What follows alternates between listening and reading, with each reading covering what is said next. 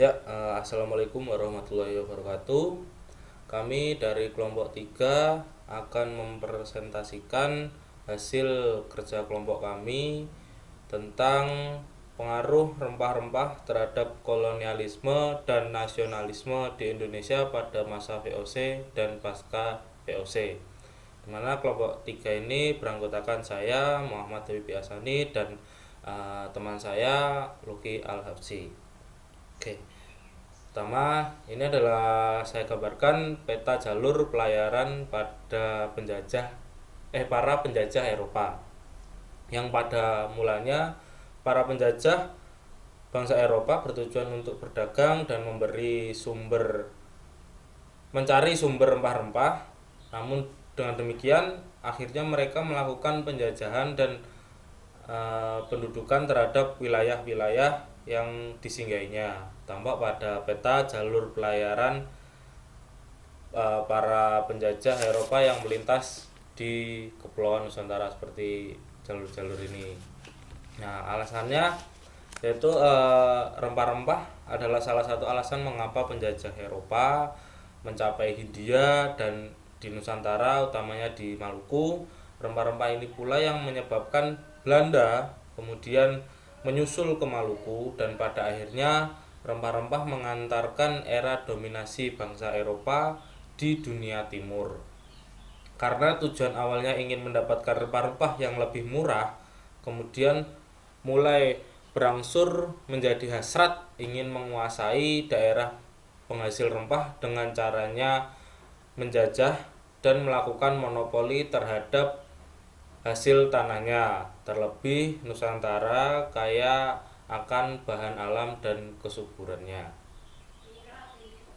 Nah, kedatangan bangsa Eropa ini yang pertama, kedatangan bangsa Eropa ke Indonesia yang sudah saya jelaskan tadi hanya untuk berdagang. Nah, ini kenapa? Karena bangsa Barat yang keadaannya tanahnya tidak mendukung untuk melakukan penanaman rempah dan kondisi Eropa yang begitu dingin, sehingga bahan yang bisa menghangatkan tubuh selalu menggiurkan bagi mereka, yaitu bangsa Eropa. Kebutuhan terhadap rempah-rempah kemudian menjadi sangat krusial, sehingga pada dunia perdagangan zaman dahulu menjadi komoditas yang sangat mahal, bahkan sama berharganya dengan emas batangan. Lalu selanjutnya Belanda menyusul ke Indonesia yang awalnya hanya ingin berdagang, yang juga menimbulkan hasrat ingin menguasai. Akhirnya pun Belanda menjajah Indonesia. Dengan pertama mereka membentuk VOC untuk mempertahankan monopolinya terhadap perdagangan rempah-rempah di Indonesia. Nah, hal ini dilakukan melalui penggunaan dan ancaman. Maksudnya ini monopoli yang dilakukan VOC, yang dilakukannya yang dilakukan itu melalui penggunaan dan ancaman kekerasan terhadap penduduk di kepulauan-kepulauan penghasil rempah dan terhadap orang-orang non-Belanda yang mencoba berdagang dengan para penduduk tersebut. Jadi di sini VOC ingin mempertahankan daerah penghasil rempahnya agar bangsa non-Belanda tidak ikut untuk berdagang di daerah yang menghasil rempah di Nusantara ini. Lalu selanjutnya VOC berhasil menguasai Batavia pada tahun 1602. Nah, sehingga VOC memperluas pengaruhnya ke berbagai wilayah di Indonesia. Nah, ini peraturan monopoli perdagangan VOC. Nah, yang diperlakukan yang pertama, petani rempah-rempah hanya boleh bertindak sebagai produsen hak jual beli, hanya dimiliki VOC. Yang kedua, panen rempah-rempah harus dijual kepada VOC dengan harga yang ditentukan oleh VOC. Yang ketiga, barang kebutuhan sehari-hari seperti peralatan rumah tangga, garam, dan kain harus dibeli dari VOC dengan harga yang sudah ditentukan. Nah, lalu dengan adanya monopoli itu, VOC terus-menerus memerangi bangsa lain serta menyulut api permusuhan di Maluku demi memonopoli dan mengeksploitasi rempah-rempah sebagai komoditas ekonomi mereka. Nah, lalu jenis rempah apa saja yang menjadi komoditi utama, yaitu yang pertama yaitu jahe yang memiliki rasa yang hangat dan pedas sehingga menjadi komoditi yang sangat populer di Eropa. Karena saya sudah jelaskan di awal tadi bahwa bangsa Eropa memiliki iklim yang dingin sehingga bahan-bahan yang dapat menghangatkan tubuh mereka menjadi hal yang sangat diinginkan. Atau yang kedua itu cengkeh digunakan sebagai bahan masakan sekaligus campuran rokok kretek. Yang ketiga pala dijadikan sebagai bumbu masakan dan berkhasiat melegakan perut. Lalu yang keempat kayu manis. Selain rasanya yang manis yang biasanya digunakan untuk campuran minuman, kayu manis juga digunakan sebagai pengawet makanan. Lalu yang terakhir yang kelima, lada digunakan sebagai bumbu masakan campuran obat tradisional, bahkan oleh bangsa Eropa dijadikan campuran minuman beralkohol karena khasiatnya juga bisa menghangatkan tubuh. Lalu dari penjajahan Belanda ini timbullah rasa nasionalisme dari masyarakat Nusantara melewati perlawanan-perlawanan yang dilakukan di beberapa daerah karena penjajahan oleh Belanda ini.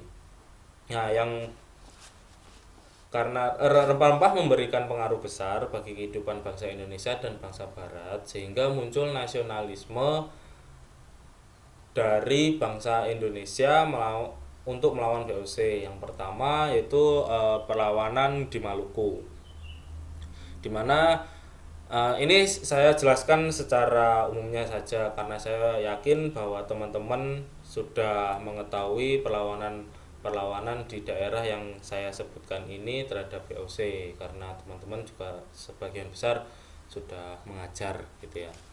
Yang pertama perlawanan di Maluku. Kaki Ali dan Tulaka Besi dari kerajaan itu memimpin perjuangan mengusir Belanda di Maluku pada tahun 1635 sampai 1646. Walaupun perjuangan tersebut belum berhasil, tetapi telah menunjukkan bahwa bangsa Indonesia tidak menyukai penjajahan. Pada tahun 1667, Tidore sebagai kerajaan terkuat di Maluku juga mengakui kekuasaan VOC. Lalu kekuasaan VOC di Belanda di Indonesia Timur semakin tegas dengan dikuasainya Maluku. Nah, lalu selanjutnya perlawanan di Makassar.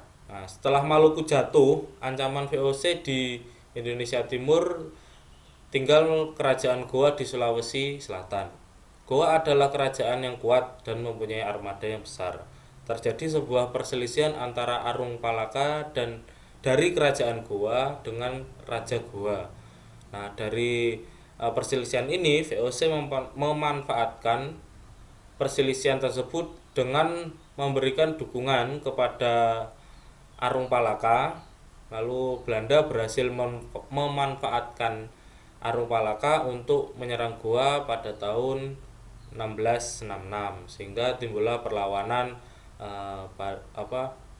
masyarakat Goa waktu itu. Lalu perlawanan pada Mataram, pada masa Mataram. Mataram merupakan salah satu kerajaan Islam terbesar di Pulau Jawa. Pada masa pemerintahan Sultan Agung, Belanda telah mendirikan kantor dagang di Batavia. Nah, keberadaan VOC di Belanda sangat membahayakan Mataram. Selanjutnya terjadi perselisihan antara Mataram dan Belanda karena nafsu monopoli Belanda. Serangan pertama dilakukan pada tahun 1628. Kemudian serangan kedua dimulai tanggal 1 Agustus dan berakhir 1 Oktober 1629. Serangan kedua ini pun gagal. Selain karena faktor kelemahan pada serangan pertama, lumbung padi persediaan makanan banyak dihancurkan oleh Belanda. Jadi tentara-tentara kelaparan pada waktu serangan kedua ini.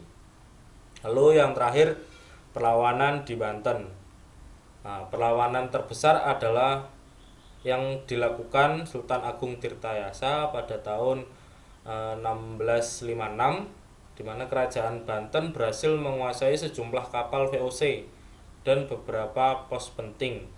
Lalu pada tahun 1680 Sultan Ageng kembali mengumumkan perang setelah terjadi penganiayaan terhadap para pedagang Banten oleh VOC.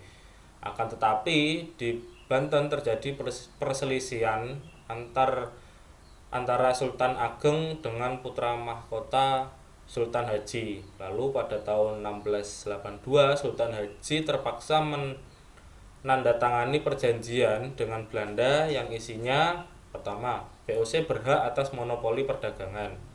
Kedua, orang-orang Eropa saingan VOC harus diusir. Yang ketiga, Banten menanggung semua ganti rugi perang.